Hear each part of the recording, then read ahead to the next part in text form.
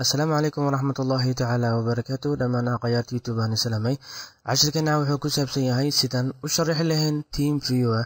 su'aalahan dad badan ayaana soo weydiiyay. team viewer kana waa barnaamij free ah oo loogu talagalay kombiyuutarka in kombiyuutarka loo meel kala yaalo ama qaarad kala yaalo in isku xiro aad ka caawisid qofkaas aad u isticmaashid sida kombiyuutarkaaga kale. dad badan markii su'aalahan wayna soo weydiiyeen hadda waxaan isticmaalaynaa virtual machine ayaa isticmaalaynaa team viewer ayaana ku jiro. waxaan ka dhigaynaa kombiyuutarka inuu qof kala joogo. midda kalena kombiyuutarkan waxaa ku jiro team viewer ayaa ku jiro, marka waa labo. marka aan fiirino marka id numberkan ayaan ugu siinayaa, passwordkan ku siinayaa. marka dadka waxaa iskaga qasan barnaamijkan markii u baahda in laga caawiyo oo barnaamijkan soo degsal oo waxay u maleeyaan kombiyuutarkooda inay hack wax laho ama crack lagu sameynayo.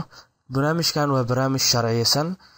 haddii hadda aad barnaamijkan xirtid mar labaad oo kaa dalbado in aad furtid wuu bedelayaa passwordkii, laakiin id-ga waa sidiisii. passwordkii wuu bedelay 15 wuxuu ka dhigay 1553. haddii aad iska xirtid oo mar labaad haddana xirtid oo mar saddexaad soo furtid wuxuu ku weydiinayaa isla meeshii id-ga ayuu ka bedelayaa. hadda wuxuu ka dhigay 165 waa ujeeday in ahayd iyo 3 haddana ka dhigay 7698 sidaas ayuu bedelayaa. marka tan ayaa kusoo hartay remote control. remote-ka markaa qofka rabtid inaad caawisid waa inuu meesha jeegas ku saaran yahay. dadka qaar meeshan ayuu jeeg u saaran yahay, dhibka jira waa taas. haddii meeshan ku saaran yahay shaashada qofkaas ma arkaytid, waxna kama qaban kartid, laakiin fail waa u xawili kartaa oo macnaha waxaa ratid program inaad xawishid oo u xawili kartaa. haddii inta ku saaran yahana caadi ayaad u maamuli kartaa. marka id-ga qofka kusoo yeeriya ayaa inta ka qoraysaa. tusaale ahaan markaan soo qaadano horta barnaamijkan waa barnaamij free ah. websitekiisana aan galno, horta google-ga aan furno, kadibna google-ga aan galaynaa. barnaamijkana hore ayaa dad badan u isticmaaleen, waana barnaamij free ah. saas ay tahay dadka qaar macnaha macnihiisa dad ma fahansano, dadna way fahansan yihiin. marka aan galno waa kana website-kooda teamviewer.com. markaa geshid waa soo download garaysanaysaa, download ayaad ku dhufanaysaa, kadibna wuxuu ku sameynayaa installation man ku sameeyo waa ujeedaa inay 1 minute kusoo download garaynayo. kan haddaan xiro sababtoo id numberkaasoo markasii kusoo celinayaa, laakiin installationka sidaan u sameeyeen ayaa inay tusaya. markaad ujeeda barnaamijku dhammaynayaa browserkan iska xir, kana hoos soo dhigo.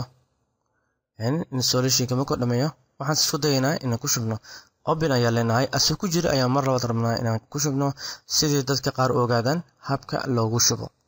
manaa tv dadka markaa sharaxiisu waa laga yaabaa barnaamijkan waa la yaqaano qof adiga haddii aad aqoonin, qof bili-aadan kale walaalka ayaan si fiican u aqoonin, midda kalena waxyaaba aad aqoona laga yaaba inaad si fiican u sharaxo. marka insha allah bin laakiin ka faa'iidaysi wanaagsan next ayaa leedahay. kadibna saddexdan qayb ayuu kusoo saaraya. inta waa kambaniyada ay isticmaalo, intana labadan meel ma dooranaysid ee personal ayaa dooranaysaa, kadibna next ayaa leedahay. meeshan ayaad sameynaysaa inaad ogoshahay in lagu shubo kombiyuutarkaaga. waxaad leedahay finish ayaa marka next ayaa leedahay, kadibna finish ayaa leedahay, kadibna installationkii ayuu sameynayaa. markaad ujeedaa dib ayuu kugu soo furay, sababtoo hadduu softwareka ku jirin nambarka hore iyo nambaradii aan diray iyo soo qorin, sababtoo hore ayuu ugu jiray. marka maxaa laga yaabaa inaad samaysid haddii kombiyuutarkaaga oo muddo ku jiray helbi ayaa tegaysaa, kadibna waxaa leedahay check new version ayaa leedahay, kadibna wuxuu ku leeyahay version cusub ayaa jiro, laakiin kan hadda ayaan ku shubnay version cusub ma jiro. marka waxaan sameynaynaa kan ayaan isticmaalaynay, id numberkiisana waxa u dambeeyo 1127 wac ayaan leenahay. kadib markaan waxna meeshaas waxaa ujeedaa ay ku qoran tahay income call ayaa lagu dhahaa. hadda waiting wuu sugaya inuu soo galo. marka qofkii wuxuu kusoo sheegayaa meesha waan kaa codsanayaa passwordka kaa codsanaya. passwordkan waa marka maxaa qoraynaa 7689, kadibna kombiyuutarkan waan soo galnay. marka waxaad ujeedaa kombiyuutarkan markaan soo galnay inuu shaashadiisa madow yahay. adiga waa ka bedeli kartaa shaashada. inta markaad tagtid waxaad leedahay remove wallpaper iga tir ayaad tiri, laakiin haddaan show dhaho oo remove-gana ka qaado inta maxaa ka dhacaya fiiri background sidiisa ayuu ku soo celiyay.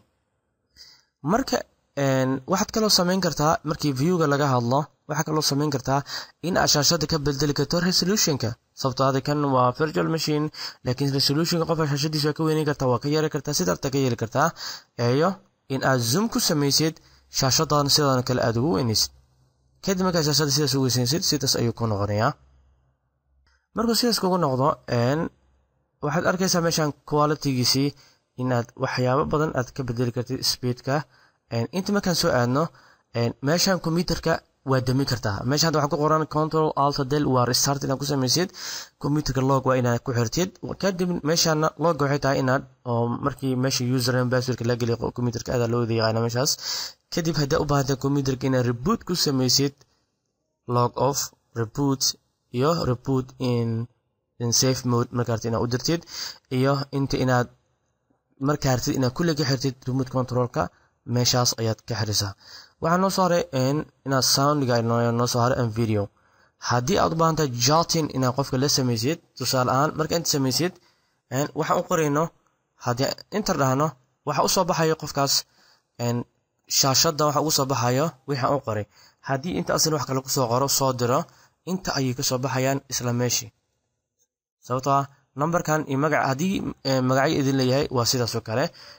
markaan iska tirno kan ayaa ku dhufanayna saan iskaga xirin. okay sorry sidama connectionka jaray. hadda markii oo saan u jarmay computerka haddii uu qofkii hore team viewerkiisa passwordkiisa wixiisa ah haysatay hadduu soo xirin waad u jeedaa mar labaad waa geli kartaa si toos ay u geli kartaa. computerkaas muhiimadda xitaa qofka markuu kuu sheego hoos ayuu soo dhigayaa inta cilada computerka ka bixinaysid aad ka hagaajinaysid wax isbedela ma sameynayo sidiis ayuu ku ahaanayaa. meesha waxaan ku qoray video markaa ratid inaad video qofka as aragtaan oo kale video inaad adeegsataan transform meesha waxaa failka ayaad ku xawilaysaa. markaa ratid inaad fail u dirtid meeshan waxaa inta ku soo qoray in aad fail soo diraysid service started successfully. haddii aan fail u soo diro tusaale ahaan failka inta ka soo diraysid iyo meesha u diraysid ayaa calaaminay kadib waxaa leedahay falartas ayaad ku dhufanaysaa kadib waxaa kale noo soo hartay meeshan ayaa soo hartay. haddii aan rabno shaashada inaan ka qaadno sawiraan ka qaadno click ayaad ku siinaysaa waxaa leedahay save iyo save garay ayaa leedahay inta ayaan ku save garaynaynaa sababtoo ah folderka wuu noo diyaarsan yahay waa kuwana sawirkaan ka qaadno. haddaan dhahno right click aan dhahno aan fiirino preview aan dhahno sawirkii aan ka qaadnay waa ujeedaa in aan ka qaadnay sawir sidaas ayaa sawir u qaadata. waxaa kale ku soo haray video sida ugu qaadaysaa waxaad tegaysaa meesha record ayaa leedahay start recording ayaa leedahay kadibna qofkaas waxaa leeyahay ma ogoshahay ilan adiga maamulaysid allow le inta ku dhufanaysaa qofkii sidaas ayaad ku maamulaysaa. isla markii wuxuu sameynayaa inuu recording sameysay ku ogaanaysaa markaa recording tagtid waa ujeedaa startiga macnaha highlight ayaa koray inta ayaa sameynaa. hadda stop dhahno wuxuu ku leeyahay sidee u baahan tahay waxaan u baahanahay inaan save gareeyo save ayaan leeyahay kadibna failkii meeshii ku jira ayaan aadayaa waxaan leeyahay right click ayaan leeyahay kadibna open ayaan leeyahay. isla markii wuxuu kusoo diraa team viewer kusoo dirayaa convert aad leedahay okay convert ma ku dha allow ayaa leedahay sababtoo videoga ka duubtay waa inaad dib u bedeshaa kadib videoga wuu ku bedelayaa. marka waxaa laabay marka convert ayaa taabanaysaa kadibna meesha u rabtay Microsoft-ga videoga ayaa doonaysaa convert ayaa leedahay kadibna markuu video sidaas kugu bedelo okay ayaa leedahay meeshii folderka ayaa aadaysaa videoga ayaa tegaysaa kadibna play ayaa leedahay videoga sida u rabtay ayaad u daawanaysaa. markaa videoga fiirisid waxaa ujeedaa in uu shaqeynayo videoga aan ka tugnay waa ujeedaa daqiiqadii xitaa secondka way socdaan marka sidaas ayaa u samayn kartaa insha allah videogan waxaan maleynaa ka faa'iideysan doontaan. assalaamu calaykum waraxmatullaahi tacaala wabarakaatuh وجزاكم الله خيرا.